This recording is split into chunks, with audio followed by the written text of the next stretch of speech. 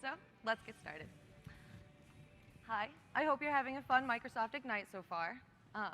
Today, I'm here to talk to you about how you can reduce IT friction with our identity and user experiences, or pretty much how you can configure our identity and user experiences to set your users up for success from day one so you can spend less time dealing with emails, making sure that Joey has access to the right app or files, and more time taking care of your tenant. I'm Kalila Simpson. I'm a program manager on the Identity Access Management team, and I focus mostly on app and app launching across our Microsoft ecosystem. So, given that, today I'm going to talk about all of our end user experiences, but then we'll double down on apps and really get into it. So, with that, let's dive in. So today it's going to be really simple. I'm going to start with talking about modern users and what their needs are and kind of who they are. And then we're going to jump into the demo. That will be the majority of this. I'll show you some cool new stuff that we've been working on. And then I'll finish with some next steps for you to go to use when you go back home. There will also be a live Q&A session after this where we'll have a mic. So stick around for that and get your questions ready. Cool. So modern users need modern experiences. Sounds a little cliche when I say it out loud, but I like it. When I think of modern users today, I think of a guy checking email on the subway on the way to work. I think of a girl editing a PowerPoint presentation on a plane, or a group of students hustled around studying in a busy Starbucks. Users today no longer want to work 9 to 5 in a certain location. They don't want to be tied to doing school or work in their buildings. They will expect to be able to work wherever and whenever they want and have the same connectivity and access that they do when they're sitting at their desk. So, modern users need a clean, customized place to start. The world of apps and documents and groups have grown so drastically over the years that it's important to have one place to start to then dive into all of the tasks you want to do for work or school. We also need single sign-on. Users hate signing in at all, let alone once. But once they do, we should be able to take that identity and send it through the experiences. And then we need to be mobile first. Now, what I mean by this is not only are experiences mobile friendly, but they're actually just as powerful and useful as if you were on a desktop machine. With everyone traveling and wanting to work wherever and whenever they want, it's really important that we have this. So, that's my intro. Let's go into the demo. Dope. So, for those of you who know our identity and user experiences, you know this page. Right now, I'm signed into Adele at Contoso Electronics, and this is where she can go to find all the apps she has access to. From here, we call this page My Apps, or the Entry to Access panel if you've been with us for a while.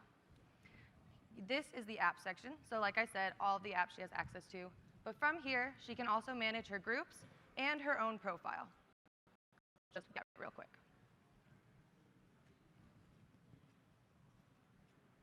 Oh, lovely.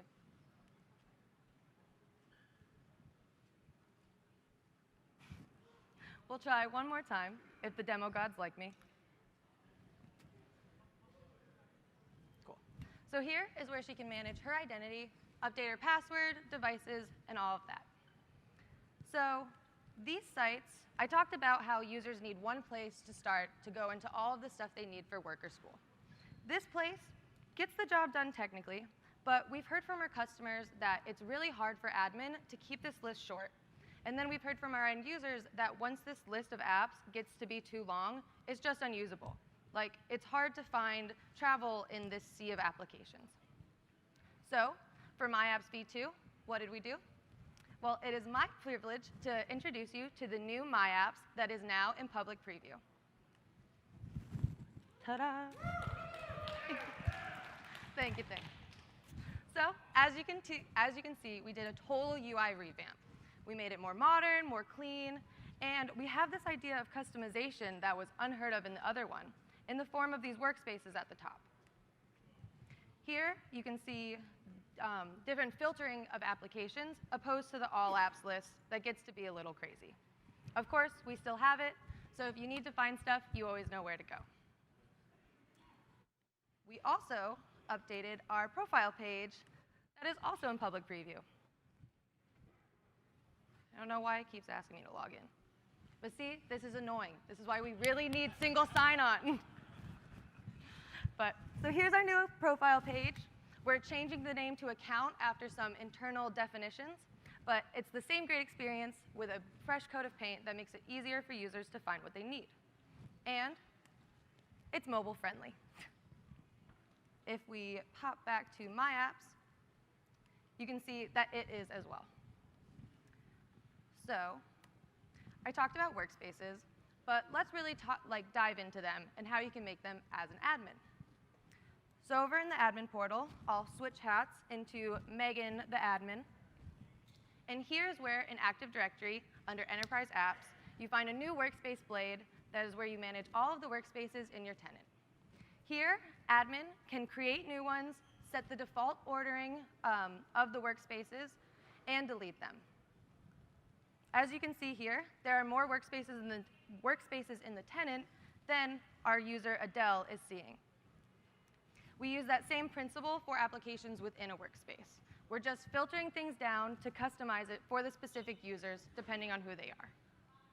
So, looking at our Contoso workspace, I'm noticing that our application benefits isn't in there. So, let's go into the Contoso workspace and add benefits. Clicking it, you'll see the name and description.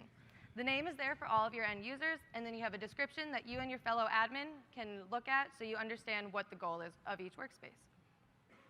You can go over to Applications and see all the applications currently in the workspace.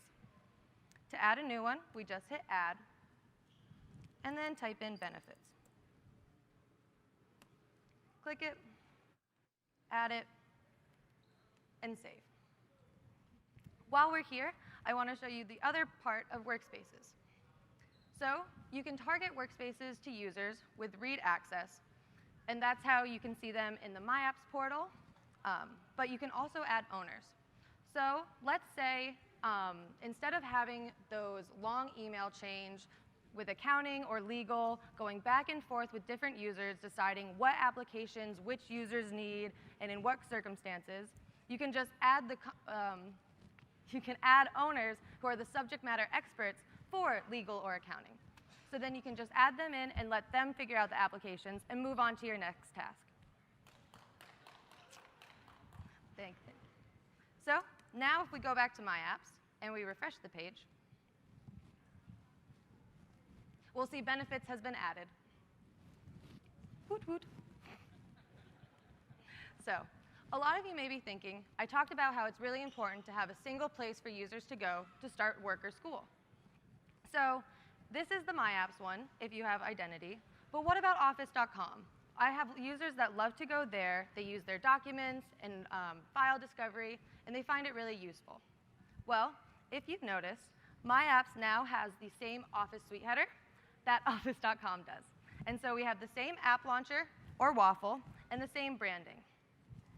Here, you can see all of the Office apps with the addition of an AAD app. Ooh, but how'd she get there? We are now letting admin pin up to 3 AAD apps in the Office waffle, or app launcher, as well as Office.com. So going over here, you see the same applications in the app launcher that you did on My Apps on Office. And if we check, it's still the same app launcher. But what if we go look at all apps? Office.com is now showing the same workspaces that My Apps does. So if we scroll down, or if we click Contoso, we see the same group of applications that we just did on My Apps. So no matter what your users use, we want to meet them where they are and make sure they can find everything that they need. With that, I will pop back to my presentation.